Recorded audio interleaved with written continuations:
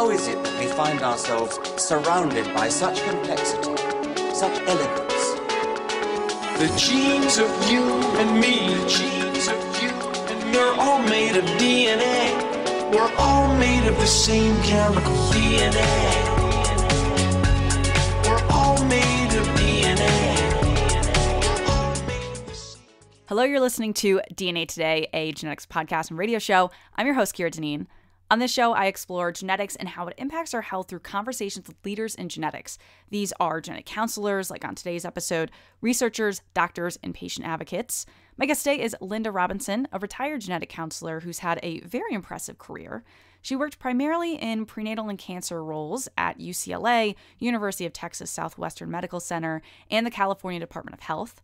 Linda retired as an assistant director of cancer genetics at the University of Texas Southwestern Medical Center and is currently a consultant grant writer there. She has a long list of publications, grants, awards. She has been a very active member of the National Society of Genetic Counselors on countless committees. Currently, she is in the Late Career SIG. Our profession and its professional organization has evolved over the last 50 years from a small dedicated group of genetic counselors to over 5,000 individuals in the United States. We hit that landmark in 2019. With sister organizations in Canada, Europe, Australia. Just as the field of genetics has evolved over the last 40 years, so has the National Society of Genetic Counselors, we call NSGC, and genetic counselors overall. In today's episode, we're going to highlight what hot topics, historical accomplishments, challenges, and barriers and opportunities during the last 50 years of genetic counseling.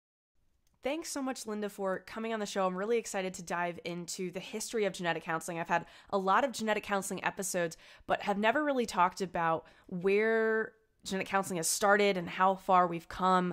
How far back does the roots of genetic counseling start? So to give you a little bit of a history background, there was a biological and genetic revolution in the 1960s. And you have to remember, it was just 1956 that we learned that humans had 46 chromosomes. So by the mid-1950s, there was only about 20 hospitals and laboratories in the country that were classified as genetic counseling centers. And 10 years later, that number more than tripled to about 100. So there was a new recognition at this time of genetic disease. And this was the time when the first catalog of genetic diseases was published, or what genetic counselors know as OMIN, or the Online Mendelian Inheritance of Man. But it wasn't online at the time, it was just a big book. And it was the time when David Smith published the first book on recognizable patterns of human malformation. So it was an exciting time when genetic syndromes were just starting to be recognized. And prenatal diagnosis was just starting as well in 1966. So there was a need to translate all this new genetic information so a patient could understand it. So initially, it was just a group of physicians that were doing genetic counseling. And they were trying to address the questions patients were asking, is why did this happen? Why does my child have this birth defect? And now with the advances that were happening in the 1960s and early 70s, physicians could give facts and opinions onto why that birth defect happened. And there really wasn't a specialty in genetics at the time. Most of the physicians that were calling themselves genetic counselors had trained in pediatrics and gynecology, or were basic PhD laboratory scientists. It didn't really change until Melissa Rector came along. And she was a professor at Sarah Lawrence College in New York. And she proposed a master's program in genetic counseling.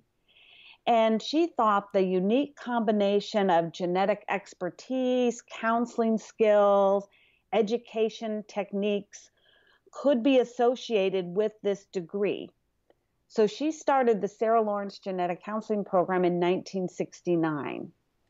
And within a few years, there were programs at the University of Pittsburgh, Rutgers, the University of California in Berkeley, and in Irvine. And so you had these newly graduated genetic counselors that could now assist the few hundred physicians in the country that were doing genetic counselors. And there was a growing number of referrals, so these genetic counselors were welcomed into the community. And so it really took the beginning of genetic testing of like, now we have so much genetic testing. It's really overwhelming when you think about it, but it took that first type of genetic testing and understanding that the genetics of some diseases to say, oh, now we need professionals to start explaining this to patients, because physicians weren't used to this. It was really like the dawn of using genetics in medicine as opposed to just the research side. So it started with prenatal, it sounds like, and being able to serve these patients. What did a genetic counseling role look like? Like what need did it serve for those patients and helping the other healthcare providers? So the initial need was just to start taking family histories and understanding what was involved with the history, because a lot of the genetic syndromes hadn't been figured out at the time. Fragile X, for an example, you really needed to look at hundreds and hundreds of family histories to understand the pattern of inheritance. So that was the main role of genetic counselors at that time. The only real genetic testing that was being done was chromosomes, and they were pretty bad. Very low resolution chromosomes that you would do on blood or amniocentesis. And the chromosomes back then, I'm trying to think of what, like when we started with chromosomes, we didn't have banding. So it was just like solid banding. So you would look at a chromosome and there was no banding to it to see specifics. You could just count numbers of chromosomes. So we've come a long way in cytogenetics as well. Very much so. The first chromosomes, they would be very impressed if they could see 100 bands. You have to think interphase cytogenetics, where we're looking at even fish probes on these expanded chromosomes. That really didn't come about until 1989. So the beginning, it was a little rough. We could tell trisomy 21 and trisomy 18, but that was about it. You could count them, and then beyond that, it was like had to wait for those advances. And also the timing of genetics back then, to get a genetic result was months and months. It wasn't days and hours that we have today. And in terms of the history of the term genetic counseling, I mean, who coined this and how was the title decided for then genetic counselors? Like, were there other terms that were in the running? Because there's a lot of ways to really describe this field. And especially at this time, it was all clinical based. I mean, we have so many different jobs now, but at the time period we're talking about, I mean, how did we come to this genetic counseling term? So the term was actually coined by Sheldon Reed in 1947. And he actually published the first book, Counseling in Medical Genetics. And the book was published in 1955.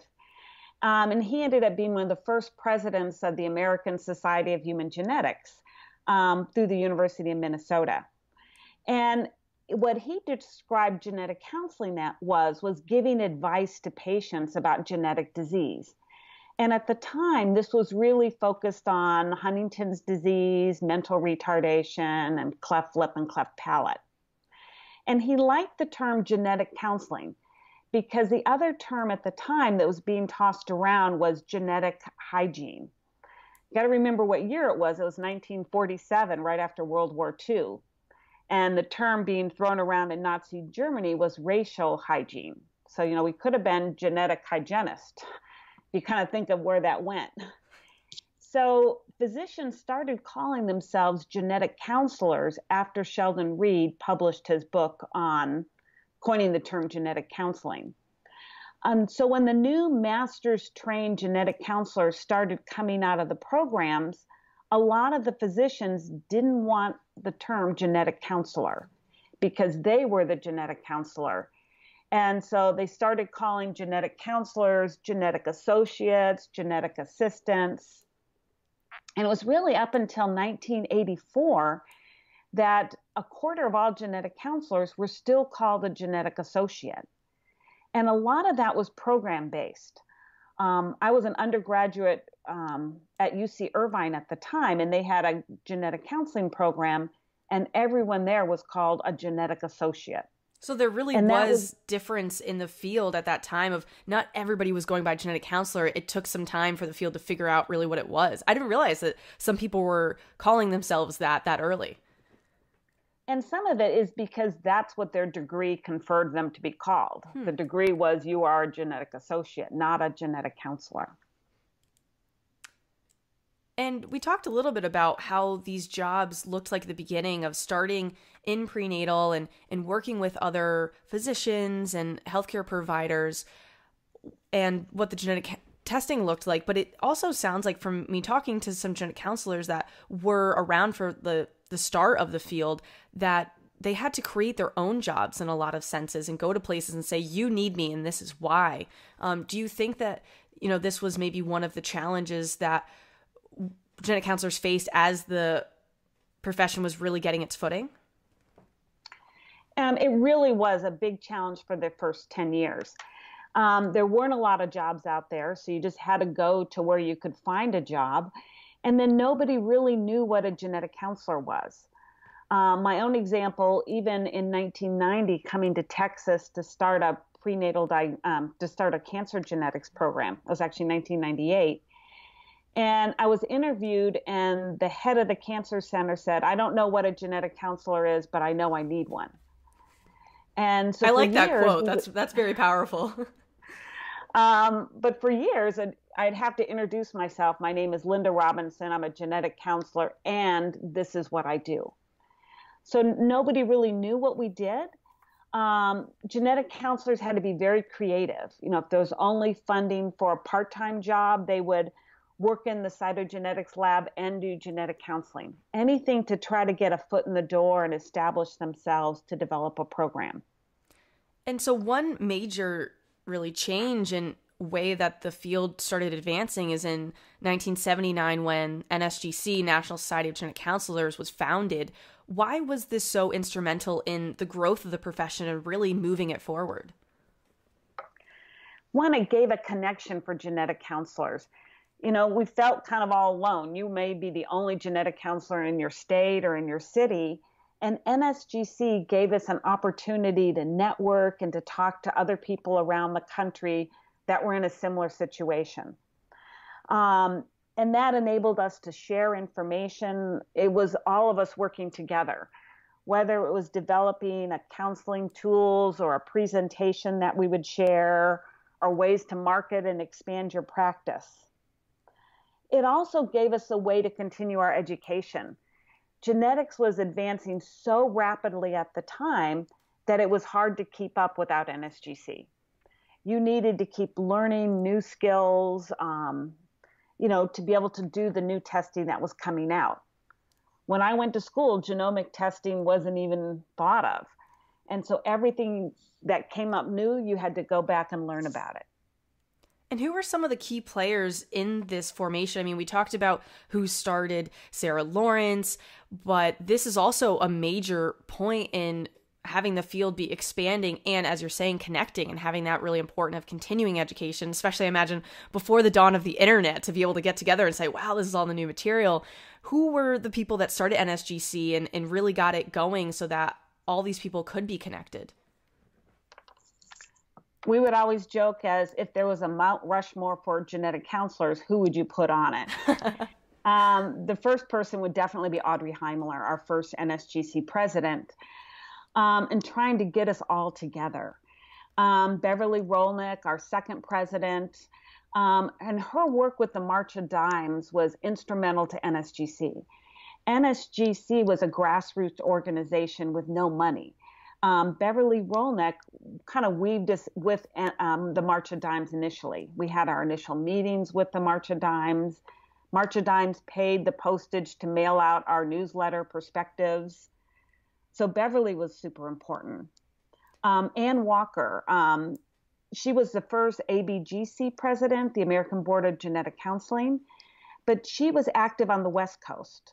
So most of the formation of NSGC started with the Sarah Lawrence group. But Ann Walker kind of brought in the rest of the country other than the East Coast. Joan Marks, definitely the long-term director of Sarah Lawrence. Deborah Onpue, she was the first journal editor and the first perspective editor. And Seymour Kessler, he brought in a lot of articles and publications on the psychological aspect of genetics. But one of the main people goes back to Melissa Reichner. She was the professor at Sarah Lawrence that proposed the program in the first place. And I found her very fascinating, especially, coming from where she came at Sarah Lawrence. Prior to working at Sarah Lawrence in World War II, she was actually a riveter, like Rosie the Riveter for World War II. Yeah, it's exciting that when we talk about the history of genetic counseling, us both being from Sarah Lawrence College, of really a lot started there. I mean, that's where genetic counseling really was born in terms of genetic counselors, as opposed to genetic counseling started before, as we were talking about earlier. And with NSGC being at last year's NSGC in Salt Lake City, of hearing a little bit about the history as NSGC was celebrating 40 years, I think I'm getting that right, and hearing that when it was starting out, dues were something like $10. Am I getting that right? Yes. And actually, NSGC started to get the group together. They needed some money, and everybody pitched in $10 to start the group. Which I feel like those people should be on some plaque somewhere to be like, you started NSGC with the $10 you had at the time, and just being so exciting. And as we look back at the last, 40, 50 years since the profession started with Sarah Lawrence and NSGC, I mean, how has it evolved since then of what was kind of the next phase of, starting these programs, starting NSGC? What was the next big maybe push in the field, or where we started to see it start to grow much more? Well, one of the first things was certification, which was pretty amazing for a young profession that, our society started in 1979, and the first certification exam was offered in 1981. That helped validate the profession because we had a test to prove our knowledge and to prove to the other medical community that we really did know what we were talking about. The other thing that kind of evolved with our profession is our education. Remember, our education meeting started as a one-day, attachment to the March of Dimes meeting, and now it's grown into a 4-day meeting with 3,000 people coming with vendors. And just the extensive education that's available, has evolved and moved our profession forward. But the training programs are amazing. There's been a few that have kind of come and gone, usually for financial reasons. But to go from Sarah Lawrence to now 45 programs in the U.S. and 40 in other countries is amazing. And just sheer numbers, we've gone from, nothing in 1969 to over 5,000 certified counselors in the United States today, but 7,000 genetic counselors worldwide. So I think it's become an established profession, and we're no longer having to explain ourselves what a genetic counselor is anymore. And I think we've seen that even in the last few years of me not being in the field all terribly long, but having to explain less and less what a genetic counselor is to people when I'm meeting them. I think back when I was in high school and said, I want to be a genetic counselor. Like, well, what is that? And now it's becoming much more, I don't get, you're going to work with old people. I'm like, no, not a geriatric counselor, and having to explain those terms. I think it's exciting to hear just where we've come and looking at some major advancements in terms of genetic research and testing. Is there anything that comes to mind? We talked about the cytogenetics and being able to actually look at chromosomes and eventually the banding pattern on that. Is there anything else that comes to mind in terms of maybe breaking research or testing that you're like, wow, yes, that was a really monumental time in genetic counseling? I could think of 4 big major advances in genetics. The first was in the mid-1980s with maternal serum AFP screening. Because before this, the only type of genetic or birth defect screening programs in the country was newborn screening, and that was run by nurses. And in 1986, the state of California started a population screening program to screen every pregnant woman in the state by serum AFP. And that became the standard for the country. And literally overnight, everybody had to have a genetic counselor to start an AFP screening program. So we needed suddenly a ton more genetic counselors. A ton more genetic counselors. That was the first boom of genetic counseling. And it was an explosion that we didn't see really happen again into the mid-1990s when they announced the discovery of BRCA1 and BRCA2. And that was so exciting because it took something like 20 years of research with Mary Claire King and others to be able to get to that point. That must have been such an exciting day when you heard about this. And it was just like the beginning of genetics, where we had been collecting families, telling them, we don't know what it is, we think it's genetic, and trying to do linkage, and then having it all come to fruition. And now half of the genetic counselors practicing in the United States are cancer genetic counselors. And that wouldn't have happened without the discovery of the BRCA1 and BRCA2 genes. So it's surprising to hear that a lot of what we've talked about is prenatal and really starting with prenatal. But now we have more cancer genetic counselors than prenatal genetic counselors. That's right. Wow. And I think the next big change we're seeing now is the result of the Human Genome Project. That went on for 13 years, from 1990 to 2003. And it had a lot of side effects, in the sense that genetic counselors were now propelled into research. And we really didn't see genetic counselors doing a lot of research before that time.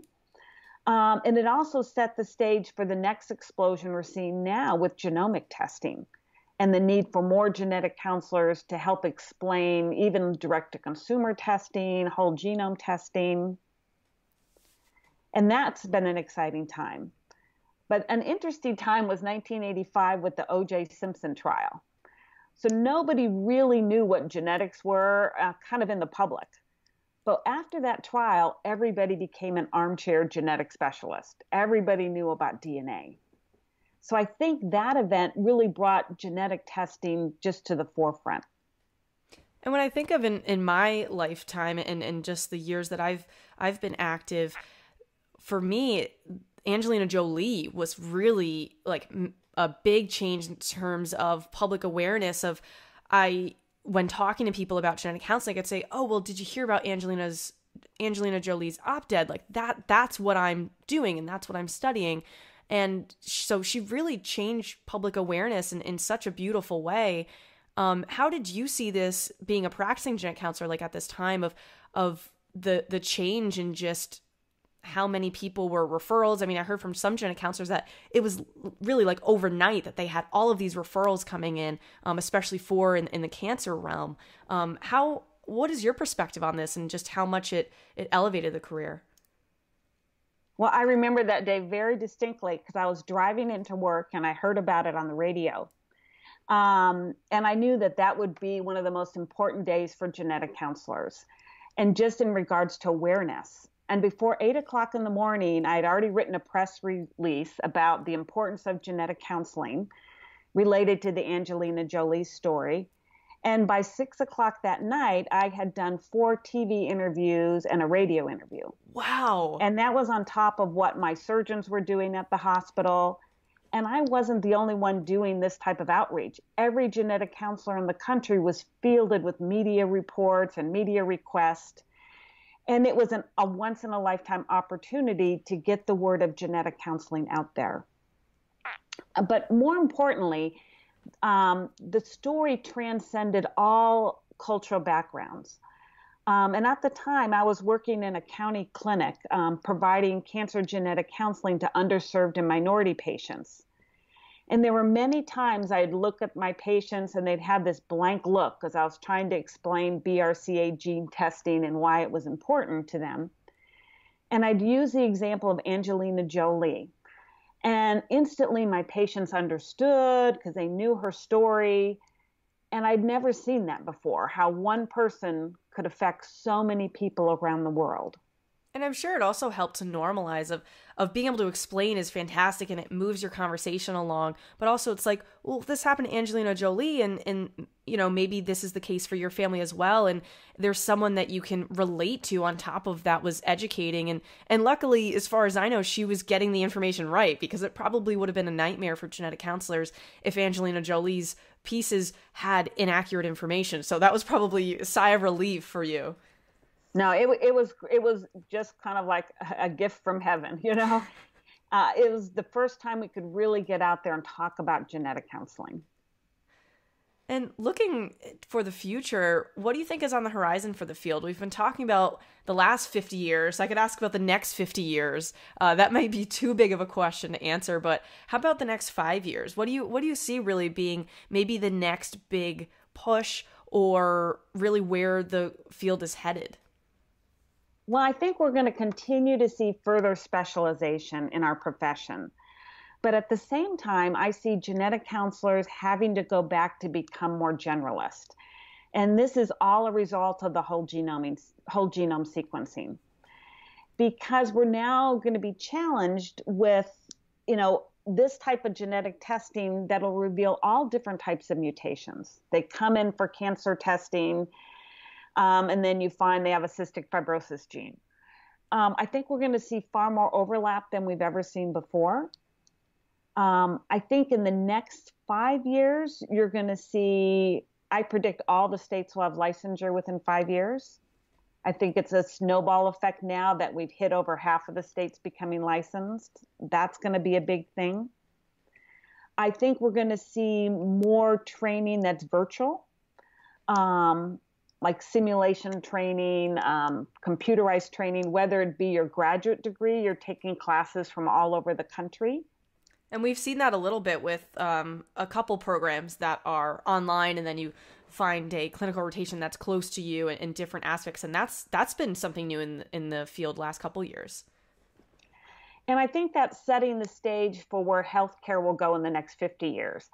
I think all of healthcare will shift to a more virtual experience, and genetic counselors are going to have to be ready for that. So being trained in a virtual experience, I think, will set the stage for how you're going to have to deliver healthcare. Genetics will become more commonplace. When I started, most people had no idea what amniocentesis is or what a chromosome was. Now that's pretty standard language. I think more people will have a better baseline knowledge of genetics. But the counselors are going to be spending all their time dealing with abnormal results and not so much the screening. I think that'll all be automated by technology. Yeah, it's exciting to see some of the conversations that took place at the last NSGC were a lot about telehealth, but also online tools that are like chat boxes and ways that patients can talk and get information with this artificial technology. And I can see how that can be implemented, and having to have genetic counselors be a part of that process so we make sure we get it right. Because if that information that the patient is receiving isn't clear, then it's not doing the job. And I can't imagine it replacing genetic counseling, but really just being a tool to help more people. And we don't have enough genetic counselors to meet patient demand. And it seems like that's one way to start tackling that issue.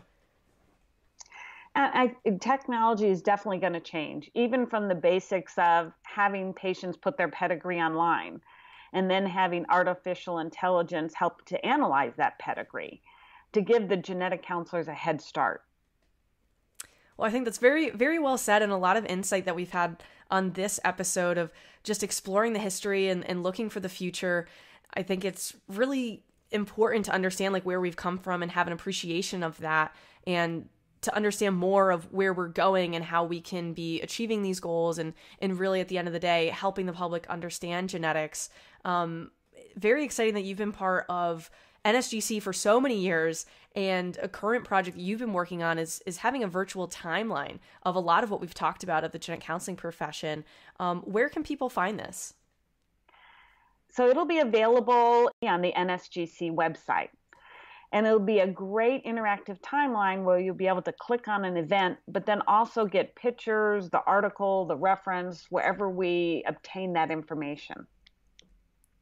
Very exciting for people to be able to consume the content in that virtual way, and they can listen to this on the audio side.